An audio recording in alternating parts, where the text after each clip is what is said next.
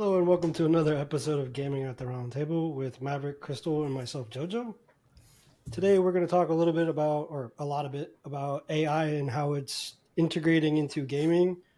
And is it good? Is it bad? Is it indifferent? The ups and downs and all over the place. I can kind of start this one off because I've been playing games long enough to where I can say AI in my brain, when I think of a game, I think of NPCs and playing games by yourself before the internet was a big factor in gaming and you had millions of other people to play with.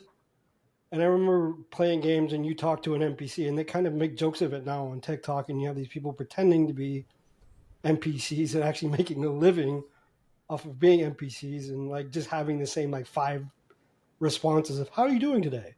And then you could ask the same thing, how are you doing today? And it keeps going back and back and back. And I remember as AI and NPCs started to progress, how much it kind of changed the whole gaming experience in a really positive way in the sense of, again, you didn't have the internet. So you had a new experience without going outside of your comfort bubble. And then it got really, especially with co-op, I can say is a big thing because you could play with an NPC that could follow you around. I remember at first it did like nothing. And I can think of a game where it was actually pretty reactive where you can change the armor and it had a solid effect, and that was Diablo. I don't know if you remember that map. Like you could change Yeah, you had a everything about companion. it. Yeah. And you can get different ones and then they'd have a different skill set and things like that. And I thought that was amazing. And people don't realize that that's actually AI because it was reactive to certain things that you were doing. And it could do certain things for you. And then even today they're adding in bots where we joke about, oh, it's a bot. But realistically, it adds in that filler that a lot of the times it's not really there depending on when you're playing. But again, for that standpoint, I think it's a very positive thing. I don't know how Yeah, you guys feel. I I think it's going to be easily cut into two factions. First of all, there are going to be people that just overgeneralize, but something important to note about AI, especially in the gaming industry, is that games would be trash without artificial intelligence. Mm. 95% of a game is artificial intelligence. It's the human decides what's going to happen ahead of time, creates scripts and loops and options, right? And you go down those loops, and that's artificial intelligence. So there's a distinction I think we should make between generative AI, where it's creating things. I won't say from nothing because it's definitely not nothing. Art, music, animations, these types of things. So I'm going to label all that generative AI, although it can also include text, of course. And then the other side of the fence where it's more like scripted pathing. I'm sure there's a better term. I think we could I call it interactive. Yeah, we'll go Mm. with that. So interactive AI, where it's more about reaction to input versus generating things, I think absolutely mandatory. So is Mm. it healthy? Yeah, it's almost required, right? Yeah. At the same token, I think people really draw a line in the sand when it starts coming to generation. What makes us feel like, oh, that was a really cool idea, or that's beautiful art, or this music is amazing. That's a different territory, and I I would rather tackle one at a time, right? Crystal, initial reactions before I go dig myself a huge hole. Of which genre? Let's go with the reactionary scripting, Smart. non-generative. Smart. So on that front, oh, I love it because obviously it makes the gaming what it is now, and I love games that what you do matters and it changes the course of things and stuff like that. Like I love that. Um, You're but it's trying the to, other side. yeah, you're trying not to touch the other side. Yeah. So I'll bridge the gap here a little bit. Somewhere I think that generative AI really should belong and fits a perfect niche is when you get into text based games where it's very dialogue heavy, event driven type stuff. Mm. AI that can, let me phrase it this way, for those people that like D&D or D&D like games, you can imagine it'd be wonderful if you didn't have four other humans because we're all adults with schedules, right? You could play a D&D session that's hosted by an AI DM because they have all this data and they just wing it, and that's fine, right? If you're just looking for some entertainment, it's really a nice alternative, and generative AI can go a long way in that type of scenario, and not just like tabletop, right? It can bridge the gap. There are games that are just text-based games. I think that's a lovely little gap between the two. That's where I'm going to stop. I'm gonna read So, off a couple just like topic pointers that I got, and then kind of see if they hit a nerve with anybody. So when I asked, and I used AI for this, just for clarity on that, I asked like, how is AI affecting gaming? So the first one it gave off was procedural content generation. mm, Second one was NPC behavior and AI, which I touched on. Personalized gaming experience. I think a well, couple of too them fast. overlap a Too little bit. fast. One at a time. So, procedural generation is something that you touched on accident, which was Diablo. Yeah. Many games do procedural generation of their levels. A human isn't there ready to be like, okay, puzzle pieces together, there's a level, and then you load on to the next level that's random, right? That's not a human, right? That's an algorithm that's just piecing puzzle pieces together. And both of you guys have enjoyed that. I'm wondering if we're taking the human out of games too much. Well, I Like think it. maybe that's why the I'm gonna love I'm gonna isn't think of there. like I'm trying to putting it in a way that it's gonna make sense. But if you think about playing a game, just like my brother touched on D&D, where it's very fantasy based and you have a human creating a storyline. I think gaming is intended to be that fantasy disconnect. And it has to be there. Because if it's too grounded in reality or just the real world that we're in, I don't know that it gives you the same experience. I think there's some games that are cool because it skirts reality, but I think if it's overly grounded in reality, I don't know that your mind can fully detach and get into something. And I think that happens a lot in movies too. Mm. If you can really, really, like, if you're looking at something, and I do this all the time when I watch movies, and it actually pisses my wife off, is I can analyze it so quick sometimes that it takes me out of the experience of what the movie is. And I'll Mm-hmm. kind of mutter something, and she's like, "You just killed the movie." And I don't do it intentionally. It's just my brain analyzes it really, really quick. I don't know if it's from playing games a lot as a kid or just watching. Not my mom, my dad really, really liked movies. So I watched all types of movies growing up. So I can kind of watch a movie and pick out like that's the bad guy. This is the good guy, or this person's like weird. And I think games have to be like that, just to like go back to it. You don't want it to be overly real. Does that Mm. kind of make sense? Yes, but how does it tie in with AI? So AI helps generate it just like D&D, where it's going to generate it for you. Because like I mentioned earlier, you're not always going to have that other human. So as a game developer, you want to create a world and then allow people to explore inside of it if you can. Obviously, there's limitations on it, and if you leave the door open, I think there's infinite possibilities, and that's a rabbit hole that you can go down forever and ever and ever. You But touched on something that I want to highlight. We're mortal, of course, but we're limited, right? A game developer, whether it's a huge studio or a small indie group or person, right? Ultimately, you're limited. You can only write so much code, make so much game art. Eventually, you ship the game and you just hope for the best. By including AI and more of it and its ability to make content in the game itself, you're increasing the longevity of enjoyment potentially for the player, right? If they can go on to new levels and the levels are random every time, awesome. If they can meet NPCs that react to them, this is a big one in the gaming industry. AI is being used to flesh out NPCs. So you have like a mini chat GBT that you're interacting with when you're interacting with an NPC. And so it's not the "Hi, adventurer," 500,000 times.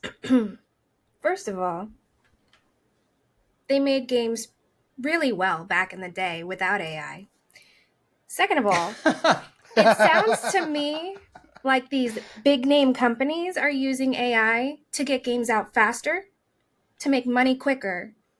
Mhm. And, that's pretty much it, which is why I was saying, like, But is that wrong? But that's why I mentioned yes, leaving the where's door the open, right? love? Love. Like, the games You back in the can. day had beautiful storylines, creative storylines, creative storylines. They're not as creative anymore because AI is writing the stories from stories that already exist. So Well, you're so saying do the trade-off humans. was the immersion level? I think so. Like, I feel like the love that the people used to put into the games made people really appreciate and love those games because the person creating it loved the world that they were building. When you have a robot building it, they don't care what the world is like.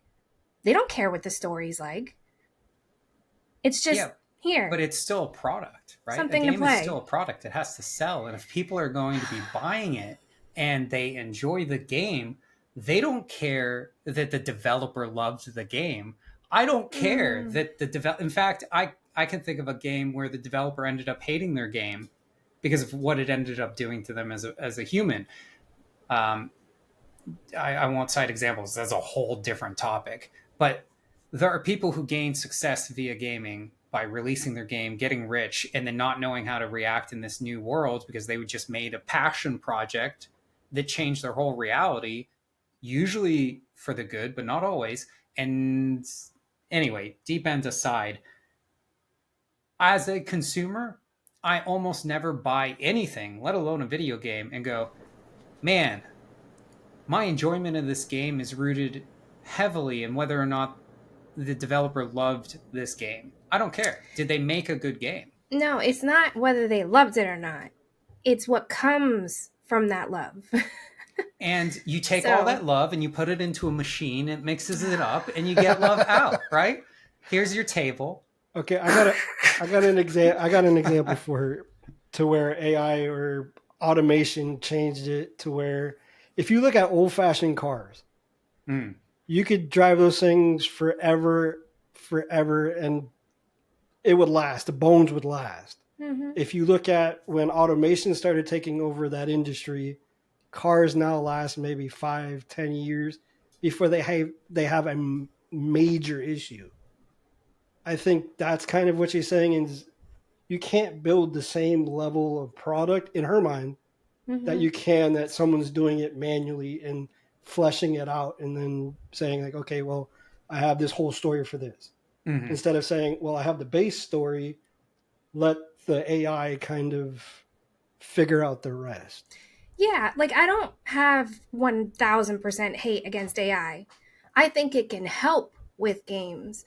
But I think the issue is that a lot of games are using AI or a lot of things in general are using AI for what I feel to be the wrong reason.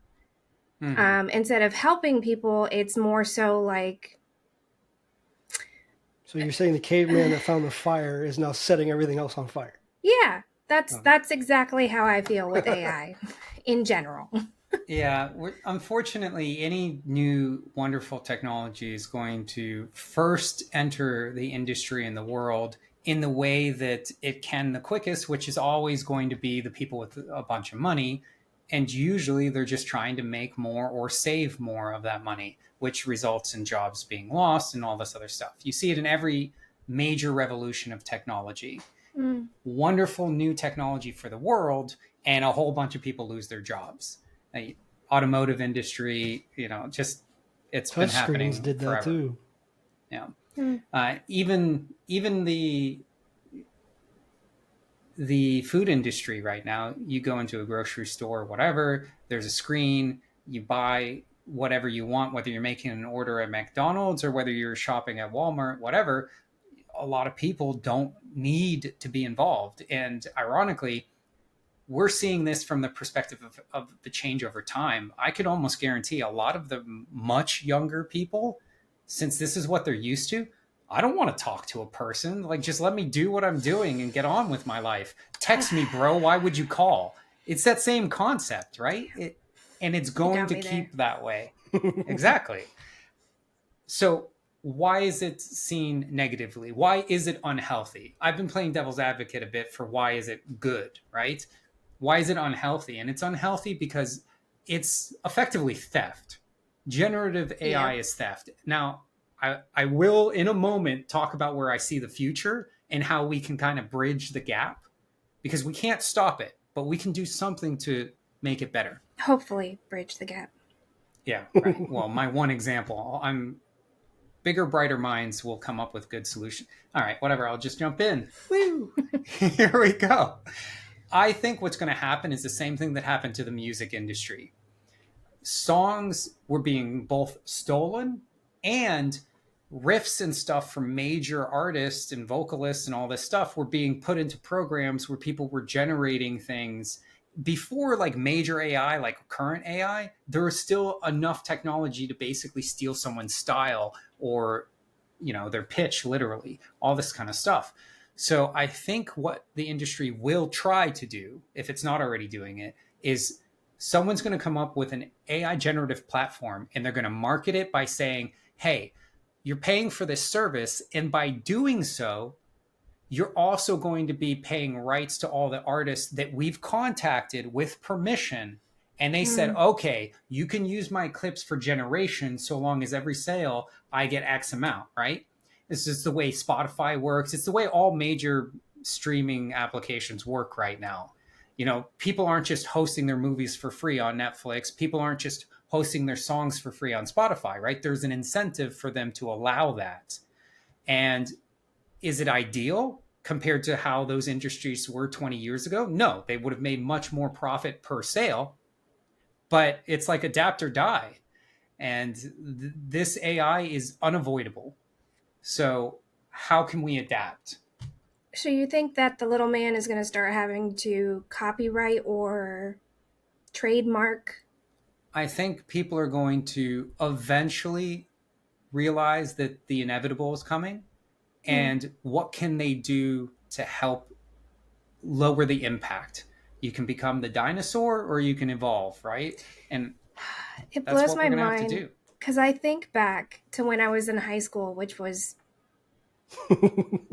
some time ago. Anyway, Not as long as I... What were you thinking about? But I remember talking to my art teacher, and she told me back then, again, that was the time of MySpace, right? She told me back then, don't post your art online. Mm-hmm. That has a whole different meaning today. Yeah. Now, don't get me wrong, back then it was somebody else, another person who could steal my art. And now it's, now I have to worry about AI stealing my art? Like, not it will. It's not if. So it's that just blows my mind when I remembered my art teacher saying that, because like when they say be careful about what you post online, genuinely worry about what you post online, as we're about to post this online. I do think it's a fascinating idea because we look at it, originally we saw it as theft of the product, but now it's theft of your skill. Imagine meeting a human, right? I'm going to put this in perspective for anyone that doesn't think AI is theft. AI generative art and similar. If you met a person and they walked up to you and said, hi, nice to meet you, and they shook your hand, and as soon as they did, they took 20% of something that you could do, right? Whatever it was. Yeah. And then they shook your hand again later and another day. And every time they touched you, pat you on the shoulder, whatever, they started absorbing more and more of a skill you have. Imagine your trade. Well, I'm going to use a welder. So the fact that there are other welders in the world isn't the problem. The problem is someone touched you a few times, and now they have your entire skill set that took you 20, 30 years to master. And now they're competing with you almost instantaneously. it's not wrong that they can do that. It's wrong that they touched you to do that, right? They stole your skill Yeah. from you. You think of it as a superpower or an alien parasite, which, and it suddenly becomes much more sinister. Mm-hmm. And that's what's happening, except without even permission or proximity. If they see something online, they take your original written story, they took your original drawn art, whatever it is, and now they've gained your skill. And they didn't earn that. So I don't think it's a matter of, oh, well, there's always going to be competition. Competition is healthy. Like, sure, but stealing someone else's skill is not competition. It's sinister. That was actually something that talking about AI art, right? We recently went to a con. Yeah. We went to Comic-Con. Those artists are selling AI Yeah. artwork. I feel like we're veering off because of our disdain for generative AI. And Oh, let me at them. But in the gaming industry, it's great. Not the art well, part. see, that's the thing. There are already games made with AI, and the scary part is I've read some surveys recently where I think it was Amazon. Anyway, some major player released a game, and they said this was generated with both AI in general and with what's the one that makes all the art, Midjourney, I believe. I'm pretty sure Midjourney is like a major AI art generation platform, Oh. and they showed it to a bunch of players, and they said, "Would you play this game?" In the massive majority of interviewees, survey people were like, "Yeah, looks amazing." Oh, are you talking about the game that I recently saw that I Most shared with you? likely, Yes, yes. yes, yes, yes. I stole your content. Okay, AI. So that's a scary thought, right? People are willing to play it because people, this harkens back to why I was playing devil's advocate. People don't care where it comes from. They care, is it good? No, Is it, not really. does it look good? Does it play well? And that's all the consumer really cares about. So is it healthy? It's not, right? It's not healthy for the people that are creative. It's not healthy for the people that are currently making games. Is it healthy for the industry? Strictly speaking, yeah, from a business perspective, it's wonderful. You So cut down I hours, you speed production, you make more money. I have a question. Since we're nearing the end of our episode here, I want to know how much AI, if any AI, will be put into our game. Okay, so that's an easy answer. Uh, as much as this pea brain can handle, I will be putting, like, you guys have played the recent prototype where we have our second prototype this month. Shameless plug. So Owl Knights Media is doing our second prototype, and this month we have our main character gets followed around by a little owl, and the owl can attack. And part of the AI is that the owl will attack based on the momentum of the player. So if the player is moving, say, northeast, and they press attack, then the owl is going to travel northeast at a certain velocity or whatever. That is as bare bones as you can get with artificial intelligence. It's barely qualifies. We have an enemy that it will detect if you're within its area, and it'll start running after you. If you get a little too far, it'll go, screw this, it's not worth chasing him, right? Very bare minimum AI that I had to figure out and slam my face against the keyboard until it worked, right? So I think the answer there, Crystal, is that we're going to have AI because games require AI. Yeah. But as far as generative AI, I personally, and I really don't think I'm going to live to regret this, for our first game, I do not currently plan on making even procedural levels. I really don't. I love the idea that we're working, and we've already gone through jam sessions where we're working on levels, and we're like, I want this here, I want that there, I want, like we're putting it together as manually as is reasonable. Mm-hmm. Because this is our passion project, back to what you were saying in the first place. But could an AI do what we're doing? Probably. Most likely, but like, I don't know. for me, I feel like there's a different level of love that goes into creating a project that makes that project seem better. I That's think just the biggest thing that we all touched on here is the huge difference between generative and hmm. reactive AI. Yeah. Reactive AI is, again, like I mentioned earlier, it has to be there. It is Mm-hmm. a part of gaming and it is a part of what you're doing because you're playing something for it to react to you. Otherwise, you play a board game. Again, that's not knocking board games. And it's not saying that you can't They're like have a fun. full fun adventure from it, but that's a whole different experience. When you're saying games, you're thinking like video games where you're playing a story, where you're playing against bad guys or whatever it is your game is about.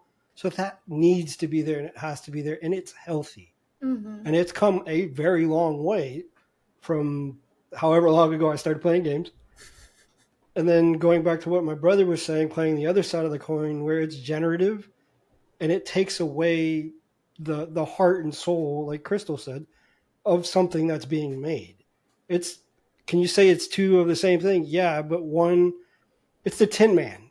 So it's there, it's moving, but does it really have the heart and soul of what it should be? I don't think it does. Mm-hmm. So if you're going to say it in a question format for everybody, how would you guys phrase it? Yeah, see? Yeah. So I could think of two different ways I might phrase it. One is, in what ways do you think AI is healthy for gaming? Because we've established that too. Second way, in what ways is artificial intelligence not healthy for a video game? What would you not want to be taken over by an AI when it comes to the video games you play? Yeah. So overall, it seems like we are all for reactive AI. I'm partially for generative when it comes to NPC interactions. I think Oh, Speech okay. and things that's like that. wonderful. Like, Yeah. I love the idea of logging into an MMO, right? And you see this in I am a weeb, secret out. You see Right. this in animes where they go to a new world or even a virtual video game world and they talk to an NPC that is basically a human being. It has a full fledged personality. It remembers prior conversations. Yeah. It has reactions and emotions. And it's obviously cartoon nonsense, but the gaming industry will get there. We will have lifelike NPCs very soon. And that aspect of generated, yeah, cut that Generative. out. That aspect of generative AI, I think, is wonderful. Anything outside of that scope, I can't really condone for me. What about you, Joe? I think it has to be the healthy balance. There's always a flip side to everything you're doing. And Mm-hmm. like he just said, like if you're adding on top of something that's already there, it's cool. But it skirts that line of say you hire a voice actor to do those lines for Oh, a yeah. specific character. Mm. Now AI can generate after you could have that person read like a laundry list of things and then the AI is going to use those specific words that you repeat to it and then it can generate your voice and I've done it before and it's scary and you hear your voice talking to you but it's not you. I think they need to address that by doing royalties just like with music. Every time they use your voice for generation, that voice actor should get compensated. It's some fractional amount, right? I don't But know. That gets real scary real quick because I can make someone famous say whatever I want. It's actually there's that's social media accounts illegal. that are solely based on that where Yeah. they read like a quote or something but then they use a famous person's like voice to read that quote to you. And I think I've heard it enough, and I think I'm a bit of a sound junkie to where a good chunk of the time I can tell if it's AI Mm-hmm. because I'll For hear the now. voice start, and then Yeah, for after a now. couple words, I'm like, Mm-hmm. mm. And then there's certain words like if we're hearing one of the three of us talk, there's certain words we know we don't use. So if the AI uses it, we're gonna be like, uh. Hey, said, You if know- you dumb and you start speaking smart. I speak of the language. I'm thinking that maybe we should stop the podcast because they're going to steal my voice now that I'm on. Well, we That's did her hit very our clever mark. way of saying yeah. She said, hint, hint, wink, wink. Wrap it up. Well, thank you for joining us for another episode of Gaming at the Round Table, again with Maverick, Crystal, and myself, Jojo. You guys have a good one. Bye. Later.